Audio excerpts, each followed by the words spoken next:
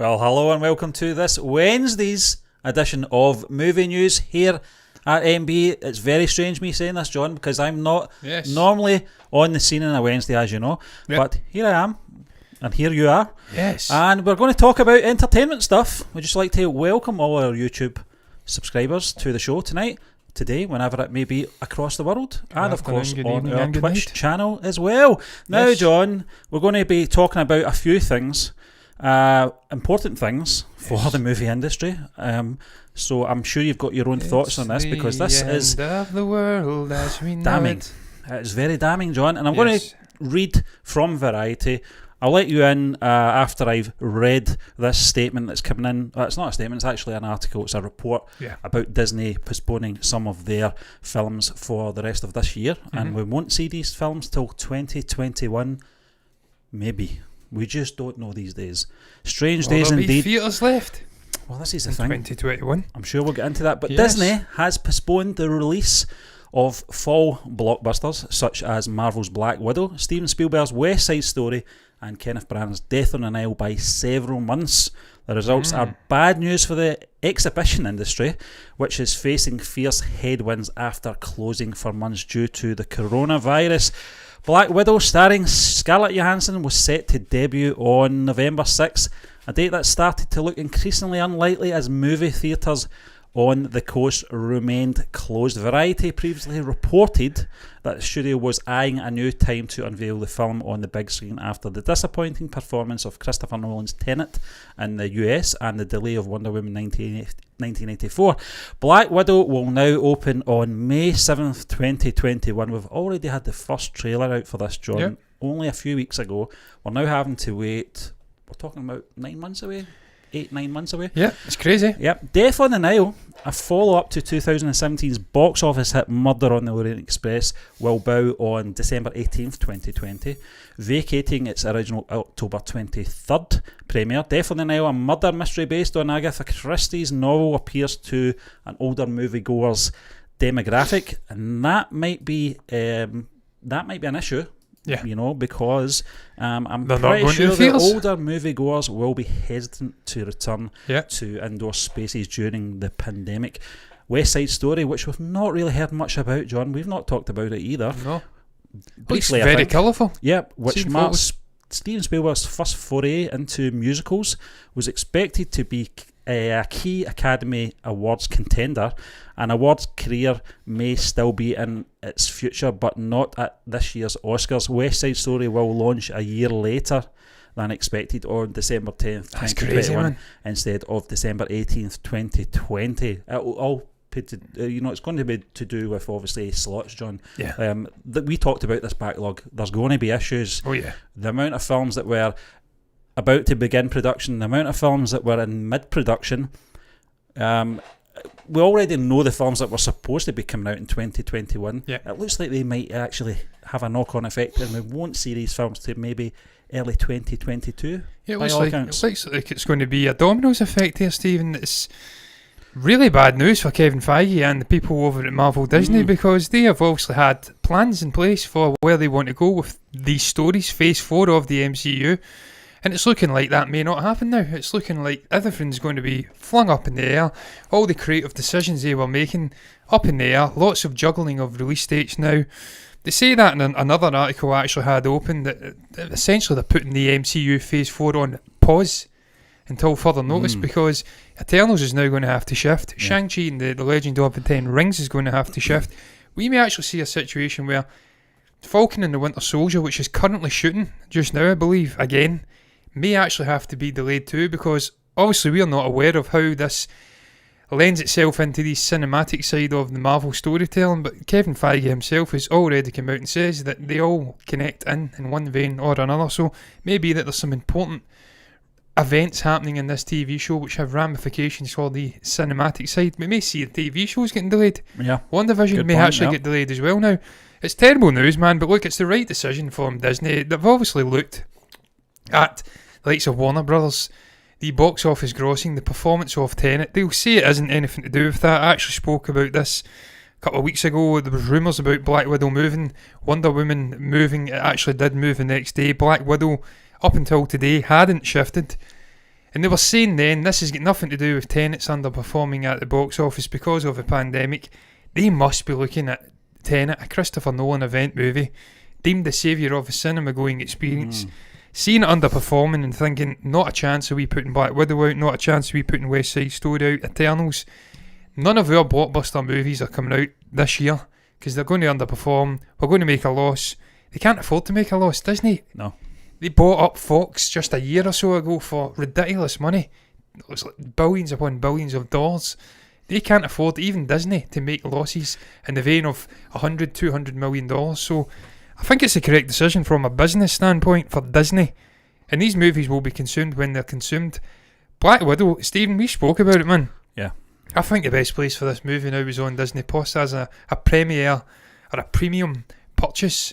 Because this movie doesn't have any wide-ranging ramifications for Phase 4 moving forward that I'm aware of. It's a prequel about a beloved character.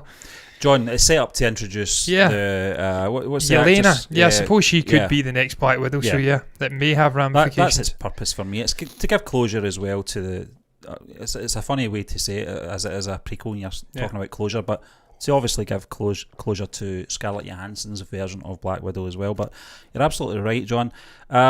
We're talking about backlogs as well. We're not going to talk about obviously the films that are out that were scheduled for later in 2021, the Batman, etc., because it's naturally going to have a knock-on effect. That is why West Side Story is now going to be delayed by a whole year. Black Widow's actually in the same release slot as it was in 2020, but now a year later. So it's went full circle. It's now a year delayed from its original release slot, which is crazy. And you're going to see these other movies coming out in later release slots now. I don't really care about West Side Story. I'm not going to lie. I've never seen the original. It may be something like a La La Land or something, a musical which catches my eye, and I may go and watch it when it comes out next year. It seems like December's the perfect sort of upbeat, high-spirited time for that movie. Death on the Nile. That's what it is, man. It can come out anytime, really. Kenneth Branagh is just doing his usual. Hercule Poirot. So, I mean, that can come out anytime. I'm not really fussed about that. It's more the Black Widow and the ramifications for Phase 4 of the MCU. But look, lives come before profits, I presume. Well, perhaps not, because a lot of people's lives will be destroyed as a result of this decision from Disney. Stephen will get into it probably in the next topic more so than this. This is going to be catastrophic for some theatre companies and independent exhibitors as well. They will not survive this. Well, these are the ones that we know have confirmed they're not going to be released till 2021 or late 2020 with obviously Death on the Nile coming in at just the tail end of the year. But just some other upcoming 2020 movies that will likely be delayed again. This is coming in from Screen Rant. And I'm just going to go through them, John. I'm not going to read word for word this. It's a very long article anyway, and I'm not really keen on doing that. But we already talked about Black Widow anyway. You talked about Shang-Chi and the Eternals as well. No Time to Die. That's a big one, isn't it? This is crazy. When you think this film was originally, it was going to be released earlier this year. And then it looked like it was going into that sort of safe zone in November. It's crazy, isn't it? And now 6 months. Again, it's in serious jeopardy of ever being released this side of the year anyway. But it looks like it's going to have the same kind of effect as the Black Widow. It could be another year before we get to see that from its original date. Stephen, you remember this was originally a Danny Boyle movie. This movie could have been out by now and been done. Well, the turbulence behind it's like the Wonder scenes. Woman 1984. Exactly. Which is another one. For different reasons, because that was shot and finished, and for some strange reason, Warner Brothers chose to delay the release of the movie against the wishes of Patty Jenkins. By all accounts, she was raging about it. Danny Boyle had this movie originally. There was issues with choices of villains. They ended up bringing in Rami Malek, a better actor, and some obscure Polish guy they were originally looking at. He had to leave. It delayed the production, and now the movie's perhaps in release limbo. And it's this is the thing as well, John. We talked about maybe about a month or two ago when we started to see the delays sort of kicking in, and we did say that the studios are going to have to make a decision sooner rather than later on how they're going to release these films. And I think most people agree that the sort of mid-level films will go to VOD. We've seen it already with the Trolls sequel. What was the one with Tom Hardy, the Capone one, which flippity flopped, as you would say. Yeah. So they will be keeping an eye on how these films are received via VOD and how they're performing.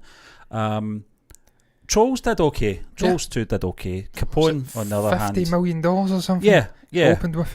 But I think you're just going to have to take them all. Well, Mulan's that's a different kettle of fish, $200 million in the States. I think you're going to have to just take them as separate entities, John. I don't think you can actually, say it's going to succeed just because a certain other film did. It's not. I think not Black Widow would good. definitely succeed on Disney Plus if they chose to release it VOD. People who are fans John, of the MCU. I think there's a lot of politics involved in the Black Widow one from certain divisions. Yeah, because of the nature of agenda, the character, if you like, of this film. They are going to dig their heels in, pardon the pun, with this one, because it means a lot to the people that are involved in this film. And I agree. It's an MCU film. It's part of the arc, if you like, of the character MCU. too. Yeah, exactly. And it's also a continuation of the characters that are going to be involved in this film as well. So I can understand their hesitant nature, not wanting to go down that road. But I think when push comes to shove, John, they might just have to bite the bullet, as I say. But here's a film, John, Soul, which was supposed to be coming out in November. This is an animated film. Didn't really know too much about it. It's a Pixar. Yeah, Pixar. Yeah. But this is another one. But I think this, without knowing anything about this film or knowing how it will perform, I don't have 20/20 hindsight, but I think this is one for VOD, if I'm being honest with you. Well, it was Pixar, Stephen, so you can never write it off. Because, look, most people would have suggested that Coco could have been one for VOD too. With the writing talent behind that particular sort of sub-compartmentalised production company within the Disney umbrella, you can never write it off, because there's just something about their stories. They're sort of imbued with great spirit and emotion, and the stories always connect with a wide array of demographics. So if you get that out in a theatre and it hits like Coco perhaps hit, it could be something that could hit $600-800 million. It's not out with the realms of possibility. I ain't heard of this particular one. It's come under the radar for me, so therefore I can't be too upset that it's been delayed. By all accounts, originally set to... Actually, this hasn't been delayed. I take that back. I think this one's maintaining. It's actually staying in its November slot this year. So this is the only Disney release, I think I read, that is still set to come out in 2020 as things stand. Yeah, well, whether that remains the case is another thing. I think that's where Screen Rant are coming from, John. I think it's possible delays. I don't think they're actually confirming it. But another one, Free Guy, which is supposed to come out on the 11th of December. Yeah. This is the Ryan Reynolds one. It's a tale of a video game NPC who becomes self-aware and strives to make himself the protagonist. Was originally scheduled for release in July before being struck by the coronavirus delay. At the time of writing, Free Guy has a December 11th premiere in place, but that remains very much subject to change. Of course it does, because things are going to get shifted around, for certain other films' releases. But it's another film, John, I'm looking forward to. It's very intriguing. Ryan Reynolds is in it, so I'm a fan of him as well. So it's just having that effect. John, big one as well, June, December 18th. With Wonder Woman 1984 being changed to December 25th, and I know they have that later down in the list. I don't see that moving again. I think they'll just keep that come what may. Yeah. Stephen, we spoke about this time and again. We've both had the coronavirus. I know we can potentially be reinfected again, but I think there has to come a point where you have to adapt to a new normal. And if you don't want the theatre chains to go out of existence, and I think it's a real possibility if these movies all move to next year and we don't have another big blockbuster release in 2020, even chains like AMC, who are really on their knees just now, over here, Cineworld, Odeon, View, Cinemark over in the States, Regal, big chains like that ain't going to survive. They're not going to survive the year if they're not getting bums and seats coming to see the movies. There's only so much you can do with nostalgia, bringing out older movies which had a release 20 years ago, 10 years ago, doing special remastered releases like The Empire Strikes Back. Yeah, that's not going to bring enough people into the theatres, the complexes. They're not going to earn enough money. They're going to hit the wall. These companies will go out. So the only way to really get around that is to grow a pair of balls from certain studios and just take a risk like Tenet and Warner Brothers done, release it in the theatres and hope that people somehow come to terms with this new normal, because it ain't going away. This virus is going to be here for at least another year. That's the reality of the situation. Vaccines, even if we get a vaccine next year, there's not enough glass on the planet, I read, to actually hold all of these vials for the billions of people who would require a vaccine. So it's going to be rolled out, it's going to be the long game, and people are just going to have to get used to wearing masks, socially distancing, reduced capacity in these theatres. The theatres are not shut here, despite all of the new sanctions. The theatres are still open. I was going to touch on as well was obviously the effect Tenet's box office numbers have had since its release. Yeah. Now, do you think it's because of how it was released and the timing of its release as well, being in other regions before it hit the US? Do you think a lot of people are butthurt about that? Stephen, I don't know if I'm butthurt. I think it's just reality really over in the States. There's two huge markets, LA and New York, two huge metropolitan areas. And if you take them out of the running when it comes to box office performance in the States, there's nothing really. All these little middle states, huge cities, I'm not saying there's not, the likes of Chicago and Indianapolis. What would you call it? Is Indianapolis? Yeah. I'm sure the Colts play there. I hope that's not a state. I think it's a city.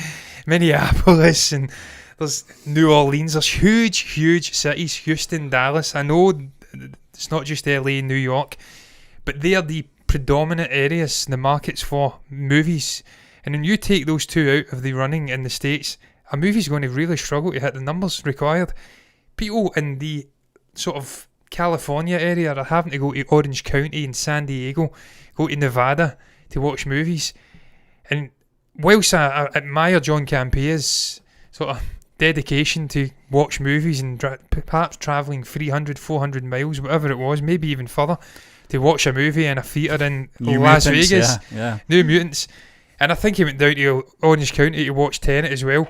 Most people they've not got that dedication. No. So a movie like Tenet is going to suffer badly when its two major markets are shut. There may be a degree of butthurt from United States residents. We've seen it on Twitter. They weren't really happy with Nolan. They were sort of celebrating the movie's lack of success at the box office in the States. So it may be that they are slightly butthurt about the rolling out of this, the sort of rolling of that. What would you call it? Well, sequential rolling out of the release date throughout different territories. That's just the nature of the beast. Not your fault. You can get your shit together. But John, another one. The nature of Donald Trump being president. Man doesn't know what he's doing. We can't talk, John. Yeah, we've got an even worse guy. Yeah, same hairdo. But coming to America, John, I'm not really too bothered about this being delayed because I've waited 32 years anyway. It looks like, along with other Paramount releases like Top Gun, Maverick, and A Quiet Place Part 2, coming to America could follow soon enough. But was Top Gun moved? Yeah, it's moved. Yeah, it looks like it's been pushed back as well.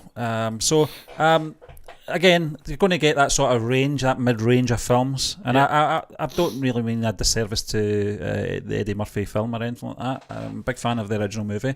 But it's getting to that stage where films like Coming to America, I'm looking forward to seeing, very much like the Bill and Ted 3 film.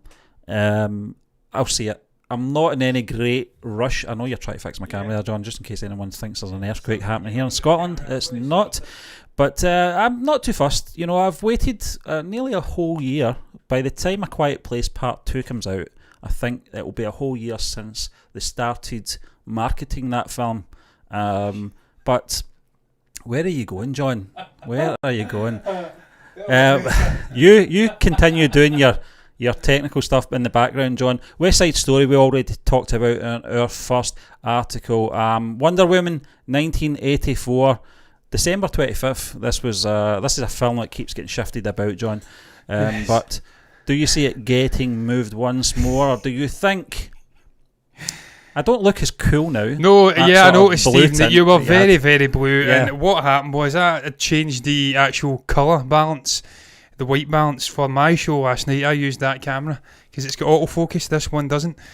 And I've mucked around with the white balance. And you were looking very blue. You looked like... Mr. Freeze. Yeah, Mr. Freeze. What happened to the dinosaurs? What killed the dinosaurs? The Ice Age. So I changed it. I bumped it up a little bit, the colour balance, to reflect your It's more lively looking status here now on the camera. So look, that's been sorted. Yeah. Wonder Woman 1984. Wonder Woman. I don't see it moving, Stephen. I feel like this is a perfect slot for it. They'll be hoping that John, these new measures. We forgot to talk about June as well. We didn't mention it, and then went off on a tangent. June as well. I cannot see that getting shifted. No, I think June is the more likely though out of these two. If one's getting shifted in December, I feel like June will get pushed, because we had Denis Villeneuve talking about how it was balls to the wall stuff. His back was to the wall, perhaps not balls to the wall, perhaps his balls are to the wall, I don't know. Rushing to try and finish the post on this movie, and that he was in a great rush. There was a lot of pressure on him to get it finished, so that would give him more breathing space to allow him to finish a movie, put that extra gleam on it, if you like. Yeah. And then if it gets moved to summer next year, I mean, it's just reeks of a big blockbuster release, a summer release. It could be a tentpole June, July release. May, Lord knows. June and June, yeah. Is May even summer? I don't think it is. Not in Scotland, it's not. So June, we'll go with June. That would be a great release for it. Wonder Woman 1984, December 25th seems like the perfect time. They says it in the release when they delayed this movie. It's got that vibe, a holiday special type movie where you can have all of the family going along to see it, provided we're not all dying of coronavirus, of course, but unlikely that's going to happen. I'll not get into the politics of coronavirus and the ridiculously high survival rate for most people. You ain't going to die if you get this. You'll be sick for about 2 weeks, but you won't die. But it seems like this is perfect, Steve. But that would all rest on the coronavirus measures being put in various different countries, taking hold. It's starting to go back down again, and then people can go with confidence to the theatre. I'd love to go and see this movie in Christmas. I think it'd be fantastic. It looks like a great movie, and I can't wait to see what Patty Jenkins has gave us. But look, time will tell with that one. Time will tell, John. And again, time will tell coming on to America, how the whole industry is going to shape over the next couple of years due to this pandemic. But we're going to move on to a little bit of more positive news. It's J.K. Simmons is optimistic about Jonah Jameson in future Spider-Man movies. After reprising the role of Jonah Jameson in Spider-Man Far From Home, J.K. Simmons teases his future in the Marvel Cinematic Universe. Now Simmons has again teased his future as Jameson in the MCU, telling Collider in a recent interview that he's very optimistic he'll be showing up as Jameson in future Spider-Man movies. Although the actor refrained from saying anything concrete about another possible reprisal, he did say that there has been conversations about the future of Jameson in the MCU appearances. He said this: "There is a distinct chance there has been discussions. I am not going to say anything definitive," laughter, "because I don't know if I'm allowed to, but yes, I'm very optimistic that I'll have some more JJJ in my future." JJJ. John, he's already confirmed that he's already shot all his stuff anyway. We talked about this in the early summer. All his stuff's in the can for this film, but I think what he's meaning is future films. This one is a future film, but I think he means sequels going on. But I'm not going to read the article. But John, J.K. Simmons, it was such a surprise to see him in that role again. Obviously, different hairstyle. Does that open up the potential of a different J.K. Simmons, Jonah Jameson? Well, this is the thing I want to ask you, John. What do you think? Do you think it's going to be the same guy from the Sam Raimi films, or do you think it's just going to be the same character but played differently by the same actor? It's a strange one. It's a strange one, Stephen. You're right. I think that would be determined on the timeline when this falls. If it comes after the events of Doctor Strange in the Multiverse of Madness, possibility it could be the same character, but he's older now and he's lost hair somehow. But he wasn't exactly young in the Spider-Man movies in the early 2000s, so I don't know how that would work. But it's possible if it falls after the Multiverse of Madness, it could be something that Doctor Strange has done. He's brought this guy in, and it's unleashed absolute carnage for Peter Parker, because of course he outs his identity. Likewise, if it takes place before, it could just be J.K. Simmons coming back and playing the same character, but a different, disconnected version from what he played in prior movies. But it seems like an opportunity wasted, doesn't it, to actually waste the guy's prior connection with the character. It seems like it would be better to utilise that parallel multiverse thing and bring him in. You make an interesting point. I think, John, it is to do with timing and obviously the timeline of this film. Yeah, exactly. And we're already talking about a appearances of Miles Morales maybe coming through from the multiverse as well. Toby Maguire's version of Spider-Man as well. So there is that possibility. And could bring Morbius and Venom in. Yeah, well, exactly. And I think we talked about this on Monday's show anyway. Opening up the possibilities, which I think will benefit more Sony than it does Marvel, because they are limited on their properties more than Marvel are. But they do hold the key. They hold the cards, the ace cards, if you like, with Spider-Man, the main character. But I think it would be a missed opportunity as well. I think it's a good chance to sort of, depending on obviously how the multiverse of madness goes, and obviously WandaVision as well, if they do go down the road of opening up these crossovers, if you like, it'd be good to see this being the same character played by the same actor. Stephen, it's a shame though that, as you did suggest, that he has shot most of his scenes already for the next Spider-Man movie, because that would allude to the fact that he's perhaps playing a minor role in the next Spider-Man movie, because if they've not even started production themselves yet, and this guy's scenes are already shot, that would suggest they're just implanting him into the story, and he's not going to have much influence unless they craft those scenes in a way where they're quite impactful. Because I'd like to see this guy being a thorn in the side of Peter Parker in that next movie. He outed his identity. He was a sort of Alex Jones, I think that lunatic is, the sort of alternate media guy who goes on about conspiracies. He was playing that type of figure in that end scene, so that post credit scene. So that'd be a shame if he doesn't have a decent role, and he's a sort of at least a minor villain who's a thorn in the side of Peter Parker. Time will tell though. He's optimistic. I'm certainly optimistic too. He's a great actor and it's a great character, and I can't think of anyone else portraying. Well, that's the other thing, isn't it? I mean, he's so iconic with the character as well. A fantastic actor, John, if you've seen some of his work. But one thing I'd say, you asked, is it the same character? Well, already we're seeing signs that it might be a different character, because he was obviously part of the traditional media in the original movies. In this, it's like a web sort of show. He's playing, as I did say, a sort of Alex Jones crackpot on a website or whatever, blogging off of YouTube, or their version of YouTube. So it's a different guy. He's went from the traditional media to the sort of, as you said, John, a lot media. of time has passed, so we don't know how his career panned out. Exactly. I don't want to see them miss this opportunity, to be honest with you. I think it's a good chance to really tie things in if they're going down the road. It's all speculation and rumours just now, obviously. Would you like Toby Maguire to come through an alternate universe and say, this guy ain't Spider-Man, it's not Peter Parker, it's me? And he maybe gets Tom Holland off the hook. Wouldn't that be great? I'd love to see that. That would be good. Yeah, that'd be pretty cool. Everyone's going after Tom Holland, and then he comes through and says, no, it's me, there you go, I've took my suit off, I'm sort of swinging off buildings. It's me. That'd be brilliant, man. That'd be excellent. But we're going to move on, John, to more fact than fiction. It's some Star Wars news. It's Toby Haynes stepping in to direct early Cassian Andor episodes. This is coming in from Empire, and Tony Gilroy, as we know from Rogue One, he kind of came in and saved the day, if you like. He said that, not me. Right, he did. Obviously panning the director of the Gareth Edwards. He had planned to kick off the series and set the tone. He's been in the States since the pandemic broke out, and since Disney and Lucasfilm want to shoot the show in the UK, a new surge in the virus cases and attendant restrictions mean it doesn't make sense for him to fly over. You can tell I'm sleep deprived.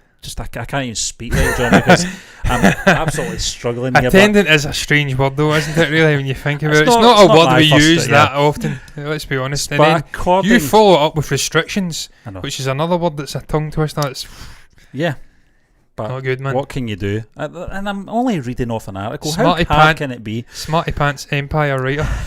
Their website's shit, incidentally. Look at this. You put it up and it never aligns. Nothing ever aligns. Yeah, it's full of adverts as well. Absolutely shite. According to Deadline, Haynes has been on the list to direct episodes later in the order, but he'll now handle the first 3, reporting to Gilroy, who will stay in touch over video calls. The series, which doesn't have an official name right now, will chart the adventures of Diego Luna's Andor as he and sarcastic droid K2SO, played by Alan Tudyk, fight the good if sometimes morally conflicted fight. Adria Arjona, Denise Goff, Genevieve O'Reilly, Stellan Skarsgård, and Kyle Soller Skarsgård are all in the cast for the series, which should be shooting next month. I should not be reading, John, when I've only had about 2 hours sleep. Genevieve O'Reilly, that is the Mon Mothma actor who got cut out of the prequel trilogy. Great to see her back, yeah. And Stellan Skarsgård, I didn't know he was in there. That's a great casting it's choice. It's fantastic. I'm actually surprised, John. I naturally assumed this show was going to be called Andor or something like that, but they've not actually gave an official name right now. But it's going to be interesting to see this chap Haynes and how he will handle the first 3 episodes anyway. He's obviously reporting to Tony Gilroy, who knows the character better than most people, obviously, with the Rogue One connection. But it's good to see that they are going to be shooting, hopefully, next month, John, because we've not heard a thing. Obviously, we've been hearing more about, obviously, Ewan McGregor's Obi-Wan series rather than this series, but this one excites me equally. Yeah, it does, Stephen. Look, I'm really looking forward to seeing what they've got to do with this character. He was perhaps the most interesting character in Rogue One, because he opened up that idea that the rebels and the rebellion weren't all white knight and butter wouldn't melt in their mouth sort of characters, goody two shoes if you'd like. There was an edge to them. It was a grey area, yeah. He was a sort of violent edge. When he had to get things done, he was almost like Gene Hunt if you've seen Life on Mars. He got the job done. He's cool, he's stylish, he gets the job done. Cassian Andor jackets. Cassian Andor jackets. And he had a cool jacket. And he had a cool jacket. Yeah. So he was that sort of not fawn, that's terrible. He was just sort of rougher-upper for the rebellion. And that was a side to the Rebel Alliance we'd never seen before. And I really enjoyed the performance from Diego Luna as well. So I'm really excited to see where the hell this is going to go, and I'm really excited to see Alan Tudyk coming back in. Toby Haynes, difficult one. Black Mirror apparently was involved in. I've seen a couple of episodes of that. I never went back to it. I always do that. Started watching The Boys. I've still not went back to it. I've clearly got issues with finishing things or a short attention span. One of the two.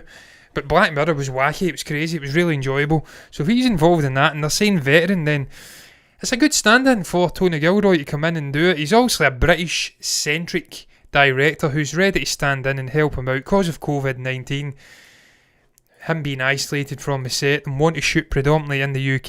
He needs someone who he can trust, a steady hand like a Ron Howard with Solo, to come in and do the job. He's going to be in close communications with Gilroy. I think it's a great choice, man, and as I did say, the sooner they start shooting this TV show the better, because I'm really excited to see. I didn't actually know Tony Gilroy was the showrunner, incidentally. I didn't know that either, no. And I think that's an inspired choice with his prior involvement in Rogue One. I like Gareth Edwards. He always seemed like a nice guy to me.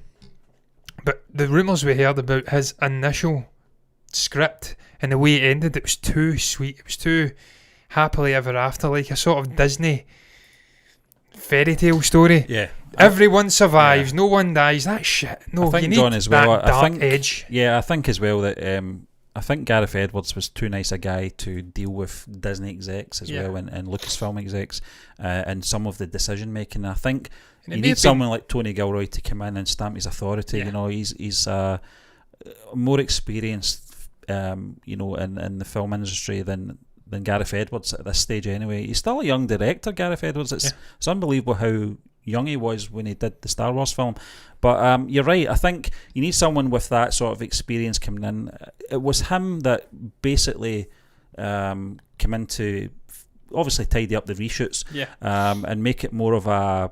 And we've got that Vader corridor scene. The corridor scene is the one I was going to talk about, but also the shots as well of the sort of ground troops was all Tony Gilroy's mark all over it as well from his previous work. But it worked out well in the end for Rogue One anyway, John. And I think with his involvement in this television series as well, I'm like you, I didn't know he was involved in this, but it makes sense. He knows the character better than anyone else, like I previously said, and it's going to be interesting to see how the character is going to be played out and for how long as well. Very much like the Obi-Wan series, we don't really know how many episodes we're getting. It's not really been confirmed yet how many series of this we're going to get as well, because we know that obviously what happens to the character in Rogue One at the very end, so I think his time on the small screen is going to be very limited, I'm afraid. I hope not, because he hinted in Rogue One that he has got a history.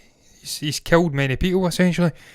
I'd love to see this be a Mismatched Buddy TV show with him and Alan Tudyk's K2SO. They've got great chemistry. The potential for laughs is just off the scale.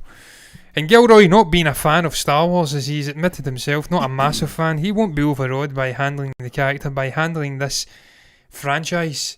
That's what he essentially says when he came in. He hinted that Gareth Edwards was too much of a fanboy. He couldn't make the decisions. It was a mess. He came in, he wasn't a fan. He was able to stand back and distance himself from the whole aura of Star Wars. Do you think and then he sorted it out? Daniel Mays will return, John? I'd love to see Daniel Mays return. A very limited cameo, you could say, in Rogue One, but an experienced and veteran actor here in the UK. It would be very interesting to see him return, because he's obviously got a history with Cassian Andor as well. I can't remember his character's name in Rogue One. It was very brief. It was very much at the start, but he's a great actor, and it'd be great to see his backstory as well and how he became associated with Cassian Andor. And how that could bleed into the story if it's revealed that they have a long friendship. Yeah. That again would show you that brutal edge of Cassian Andor, that he's willing to sacrifice someone he has a relationship with just to get the informant's information. He sacrifices his friend to the stormtroopers. The cause in defeating the Empire and downing this Death Star is the absolute paramount thing for the Rebel Alliance. That'd be brilliant. So much potential. I think so, John. It was the first time we saw an anti-hero in Star Wars as well. The closest we got to that was Han Solo, and obviously the whole Greedo shooting first thing, which was obviously robbed for this generation with George Lucas's tinkering. But he has a darker edge than Han Solo ever did. You're right. I think if we see that relationship established in television series between these two characters, it'll show you how brutal obviously Cassian Andor has to be, and his life and the life he lives, just to sort of keep his head above the water against the Empire. But we're going to move on, John, to our final topic now. This one, it's more obvious than you think, and we talked about this last year when Toy Story 4 came out. This was before we saw the film, when Keanu Reeves was announced that he was being cast to voice one of the characters of the forefront of the fourth installment of the Toy Story franchise. And we said right away when we did see the image, we both said, that looks like Evil Knievel. It's definitely Evil Knievel. Keanu Reeves' Toy Story 4 character is the subject of a Disney lawsuit. Now, news broke this week that K&K Productions is suing the major movie brands along with some of the subsidiaries that were involved in the making of Toy Story 4. The company owns the right to Evil Knievel's likeness, as well as any branding related around the late stunt performer who died back in 2007. The lawsuit reportedly argues that the latest Toy Story sequel directly rips off the famously brash stunt performer. This is coming from Cinema Blend, incidentally. K&K is suing after it says Disney and Pixar did not ask for permission to use Evil Knievel's likeness. This includes using Duke Kaboom in Toy Story 4 itself and any more possible upcoming or related movies or TV specials within the franchise. In addition, toys sold in promotion for the 2019 movies are also mentioned in the lawsuit. Wow. TMZ obtained the filing and also specifically brought up a popular Evil Knievel toy from decades ago that propelled a motorcycle version of Evil Knievel's forward. My uncle had that. I remember playing with it. It was great. Disney sold a similar product in partnership with Lego, featuring Duke Kaboom last year. The Toy Story franchise has traditionally used a mix of real toy brands as well as ones created for the franchise to populate its world. Now that's what I was going to talk about that, John, because you got Slinky in there. I'm furiously trying to find this. Got Stephen, Barbie and Ken as well, but I'm naturally assuming here, John, that Disney had asked permission of Mattel or whoever it is that owns the rights to Disney. To Barbie and Ken, but there's other ones as well, isn't there? There's other ones that Mr. Potato Head as well, but I naturally assume that they do ask permission for these things. But in the case of Duke Kaboom, they certainly haven't done it because K&K are obviously filing a lawsuit because of this. Yeah, Stephen, I'm actually trying to find something here. I'm not going to do it, sadly, so it's gone. But it's the actual Evil Knievel toy. Yeah. From the 1970s, 80s. It's ridiculous how close it is. It's a complete copy. It is, yeah. It's undeniable. It's an absolute joke. They have absolutely banged to rights on this one. They've not got a leg to stand on. They have absolutely copied it. And even now, I'm still trying to get it, man, and I'm just not going to. I'm going. You know what? I will get it, Stephen. Whilst I'm talking just now, they're going to get sued. I don't think they even care. They've made their money. It was a huge success, that movie, incidentally. It grossed like $1 billion or something, $1.1 billion at the box office. Yeah. There it's there. Look at that. That is goddamn Duke Kaboom, and you can take the helmet off. That's the one my uncle had, yeah. It's ridiculous, man. Yeah. It's a complete rip-off. Yeah. It even moves forward like the Duke Kaboom character. It's a joke. All you've got is it's the sort of stars and stripes instead of the Canadian flag. But you naturally think that Disney have done their homework and they've asked permission for this, John. That's what I assumed when I saw this character. They know exactly what they're doing, Stephen. They will have done their homework. They were thinking, this. What's their name? KK? K&K, yeah. One more K and it's just dodgy. Yeah, K&K Productions. Yeah, K&K Productions. They've obviously just assumed this is a little shit stain of a company. They'll not have the brass knuckles to actually come at us and try and sue us, but they have, and they will win. John, it's interesting though, it does say in that article, I don't know if I read this, but it does say K&K Productions will need to prove that Disney and Pixar were infringing on an actual person and product rather than ideas or expression. Now, the reason I say that is because going back to the 1970s, how many these stunt guys were out with those jumpsuits on? You could argue that point, I suppose. Yeah. Stephen, it's $89 to buy that toy now. Jesus Christ. If your uncle still got it, you have to get that up, man. He also had an Astro Wars, which was made by Grandstand, which is worth about $5,000 now. $5,000. I think it was maybe about £30 at the time. So he's not got it anymore. So sadly, and again, I'm just going to bring this up just for comparison's sakes again. Look at that. Yeah. 1, 2, 1. It's like an eye test. 1. And now 2. That is a complete rip-off. They are banged to rights. Not got a leg to stand on. But you're right. It ultimately does come down to whether they can prove that that they knew that they were ripping off the likeness of another living person from recent history. And look, I'm sure the lawyers will have heavily examined all of the possibilities before they put this character in. yeah. I'm sure Disney have a really top-of-the-range legal team, and they probably will win because it's Disney. They hold an unnatural influence. Some would say, what was that quote from Star Wars? I think it was the Emperor says it to Anakin. Some would say they would deem unnatural. That's what Disney have. They have an unnatural sway on things. But look, I have no horse in this race. I don't really care. I like the Duke Kaboom character. So did I. Canada. Yeah. Keanu Reeves. Love the guy. Yeah. Loved him for 20 years now. 30 years. Was it Speedy was in? Yeah. Yeah, I loved them since then. I can't say I watched Bill and Ted. I didn't. So I'm always on the side of Keanu Reeves, and I'm a Disney sycophant, so I'm absolutely on the side of Disney. Screw Evel Knievel, he's long dead, and screw that K&K Productions, because it sounds too close to KKK, and we all know they're shit stains. So look, I digress. That's going to round off the show, unless you get anything else to add, Stephen. I can't add anything to that, John. No, well, you can't disagree that the Klansmen are absolute arsewipes, but look, I digress. Because they're absolute backward arsewipes. So look, I digress. We'll pass it over to you now. What do you make about Black Widow being delayed alongside other Disney big hitters like West Side Story, and of course the ramifications that is going to have for Eternals and Shang-Chi and the Legend of the Ten Rings moving forward? Is this something that upsets you? Do you think that Black Widow will come out next year? Do you think they will see the light and put it on Disney Plus and earn the money anyway? What do you make about the future of Phase 4? What the hell is going to happen? What's your thoughts on of these releases this year? Will they be delayed? Will there be another big blockbuster release in 2020? Will the theatre chains, the exhibitors, survive it to see 2021 and the absolute blissful brilliance it's going to be next year for film fans? What do you make about J.K. Simmons and the Jonah Jameson character? Too many J's in there. Do you think he does have an optimistic future ahead of him in the MCU? What do you make about Diego Luna's Cassian Andor series and Tony Gilroy and this other guy, something Haynes? Toby Haynes coming in to direct the first 3 episodes finally. What do you make about the Duke Kaboom thing? Do you agree with K&K Productions, whatever they're called, or do you agree with Disney that they absolutely ripped off the Evel Knievel toy? You can share your thoughts down below, what your thoughts are in general in the comment section. You can also like the video if you've enjoyed it, and subscribe to the channel if you want to see more content like this in the future. And if you do, that's what you'll see, guys. More movie news, more reactions, more reviews, everything in between. But look, until then, bye bye.